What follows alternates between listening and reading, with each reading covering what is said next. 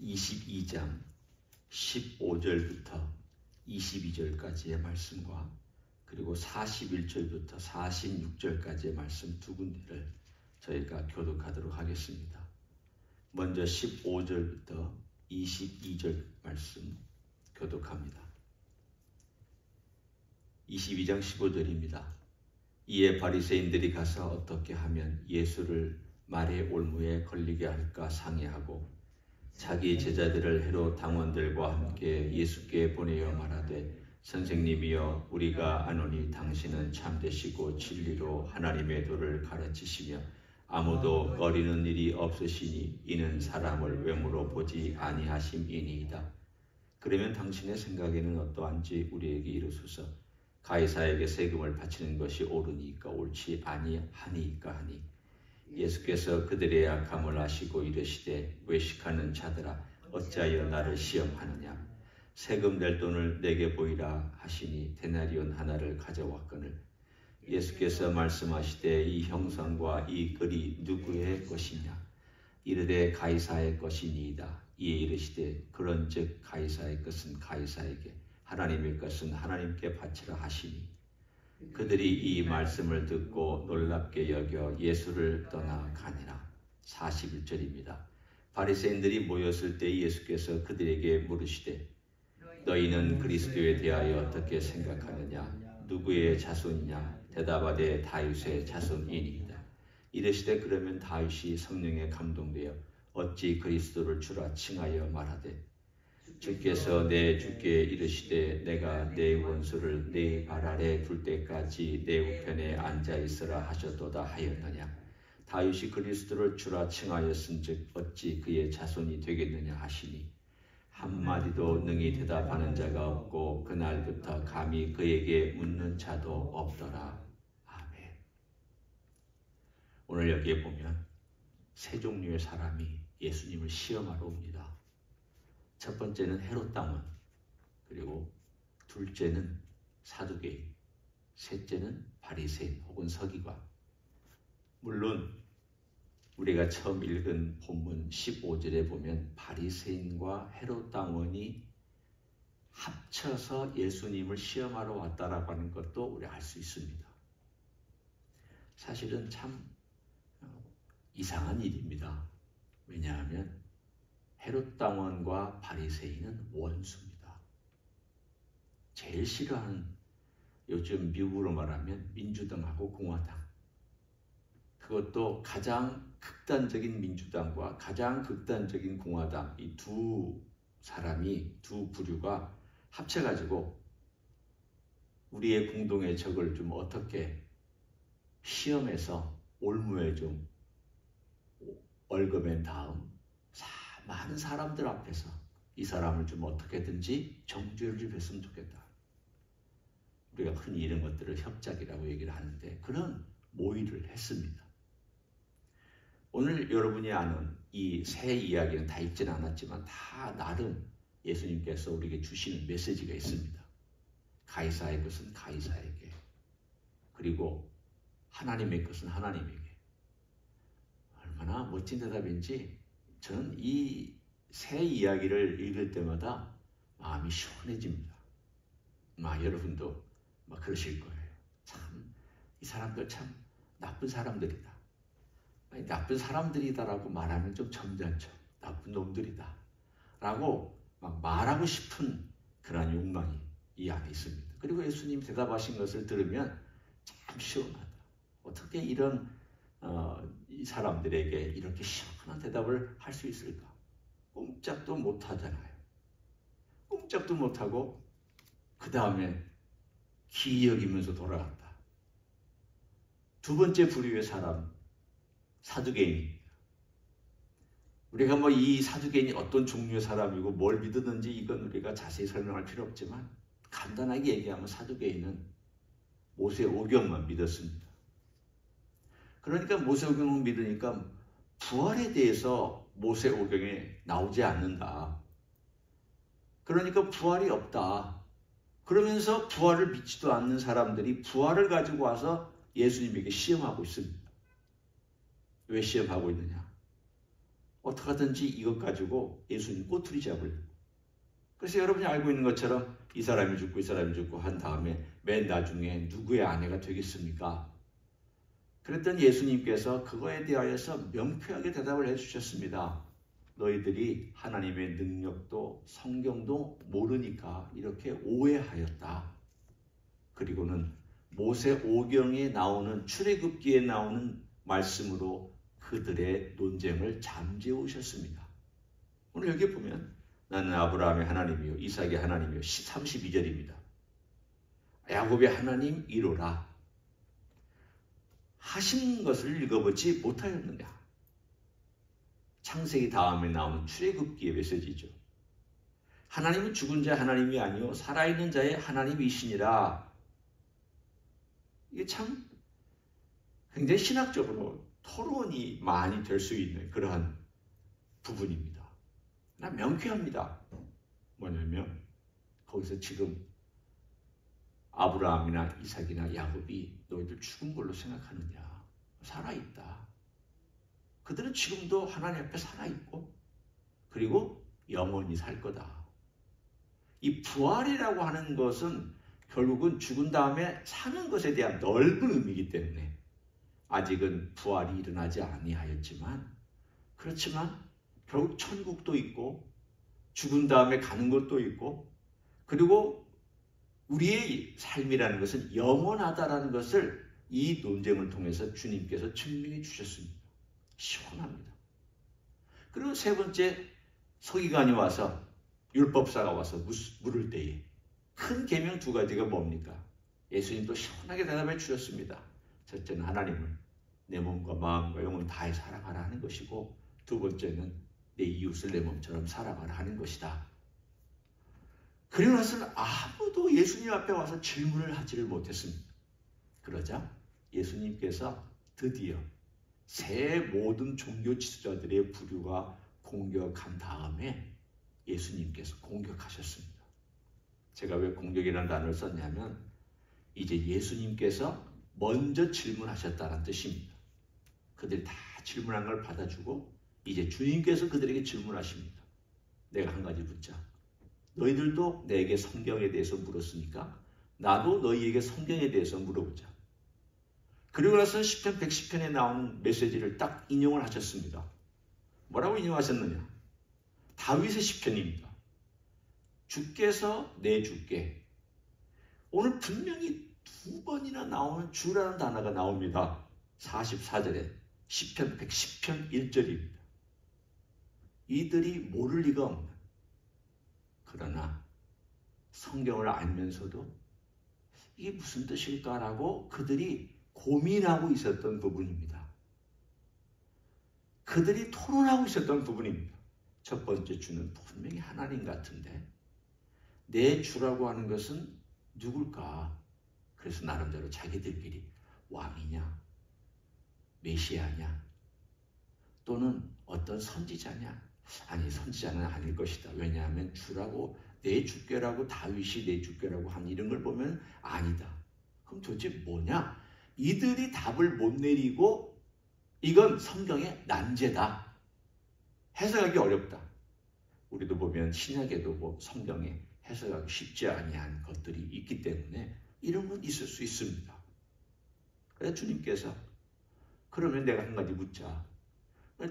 너희들이 메시아, 그리스도, 이 41년 그리스도에 대해서 너희들이 누구의 자손이라고 그렇게 알고 있느냐 그랬더니 다윗의 자손이라고 명확하게 대답을 했습니다. 이건 압니다. 왜냐하면 성경에 다윗의 자손, 다윗의 자손, 다윗의 자손이라는 것은 계속 나옵니다. 그러면 주께서 내 주께 얘기했는데 다윗이 그리스도를 이 내 주라고 이 바리새인들은 상당히 많은 사람들이 해석하기를 이제 그들의 주류를 주님께서 말씀해 주시는 거예요. 그 너희들의 주류는 그 두 번째 주를 그리스도라고 해석하지 않느냐. 그런데 왜 다윗의 자손이냐? 말의 옆에가 있는 거죠.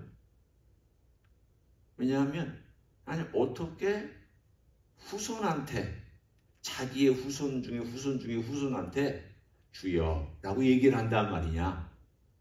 너희들 이것을 어떻게 해석하느냐? 말을 못했습니다. 아무도 이거에 대하여 증명할 길도 없고 논리적으로 해결도 안 되고 이거를 명쾌하게 해석을 못했습니다. 그렇죠.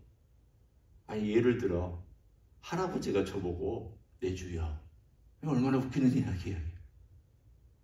아니 손자 보고 저 증손자 보고 고손자 보고 내 주여, 이건 말이 안 되는 이야기잖아요. 전통적으로 따지면. 그런데도 다윗이 내 주여, 주께서 내 주께. 그러니까 다 지금 주님이신 거예요, 다윗에게. 오늘 예수님은 여기서 명확하게 자신이 누구인가도 밝혔고 그들의 논쟁에 대하여 성경적으로도 증명해 보여주셨습니다. 나는 다윗이 주라고 부른 바로 그 주다.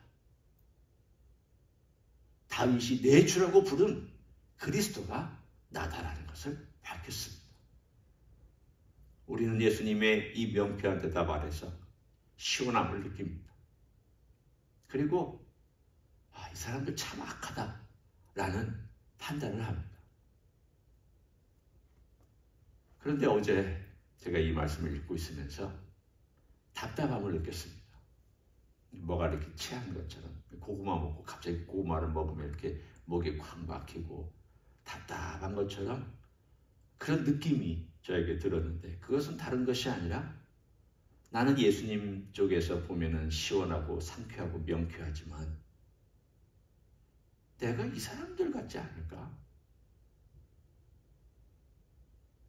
내가 이 사람들처럼 예수님에 대해서 생각하는 사람들은 아닐까? 하나님의 능력도 성경도 모르니까 너희가 오해하여도다. 요 표현이 예수님께서 하신 이 말씀이 제 마음에 이렇게 맴돌고 있었습니다. 나는 하나님의 능력도 말씀도 모르기 때문에 예수님의 말씀이나 하나님의 능력이나 말씀에 대해서 오해하고 있는 사람은 아닐까? 내가 뭘 안다고 하나님 말씀이 이렇다 저렇다라고 쉽게 얘기하고 이렇게 살아야 된다 저렇게 살아야 된다라고 나는 쉽게 얘기하고 있는가? 이걸 생각하니까 나는 그렇게 살지도 못하면서 그리고 어떤 경우는 제가 젊었을 때 설교한 내용들을 어떤 경우는 이렇게 간혹 생각날 때 내가 그때 그렇게 해석을 했구나.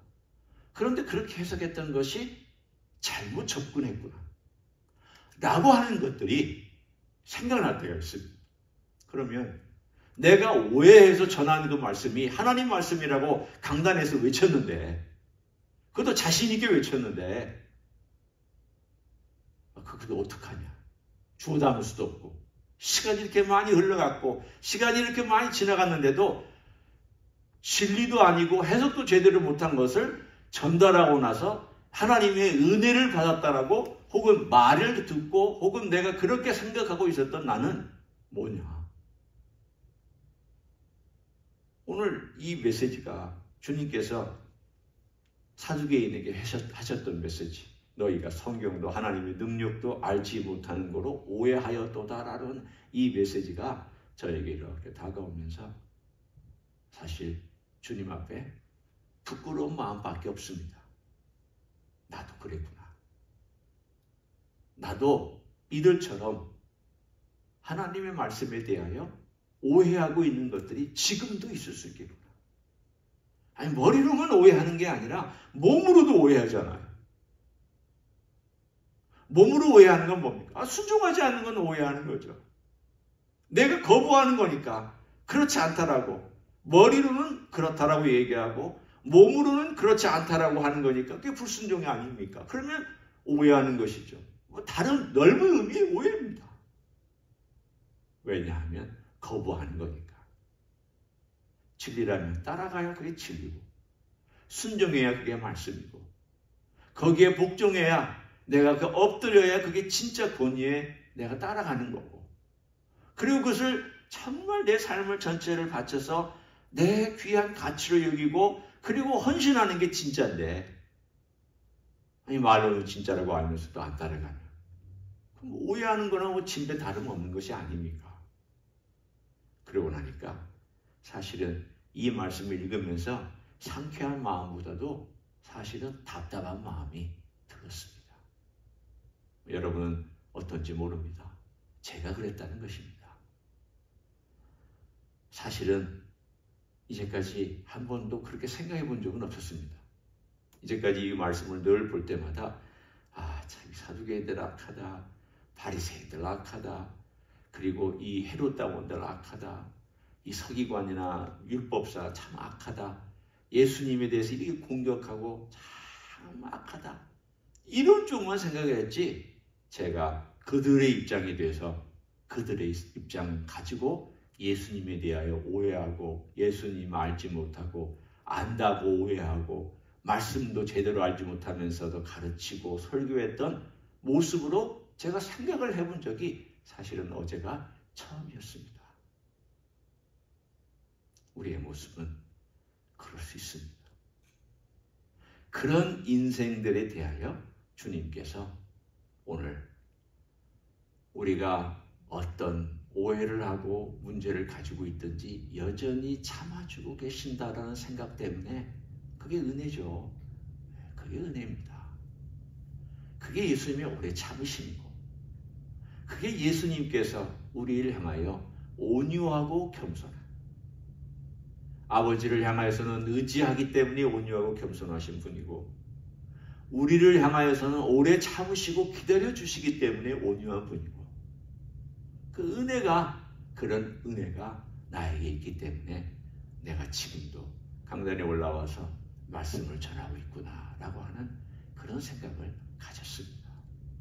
오늘 하루도 우리가 또 주님을 어떻게 오해하고 살지는 모르지만 주님 앞에서 깨달음을 좀 달라고 머리로도 깨달아야 되지만 이 몸으로도 좀 깨닫게 해달라고 이 깨달음을 실천하는 삶을 바꿔 얘기하면 이 깨달은 것 첫 번째고 두 번째는 깨달은 것을 실천하는 몸이 따라가는 삶을 사는 것도 그렇게 좀 주님께서 도와주시기를 원한다고 우리가 나아가기를 원합니다.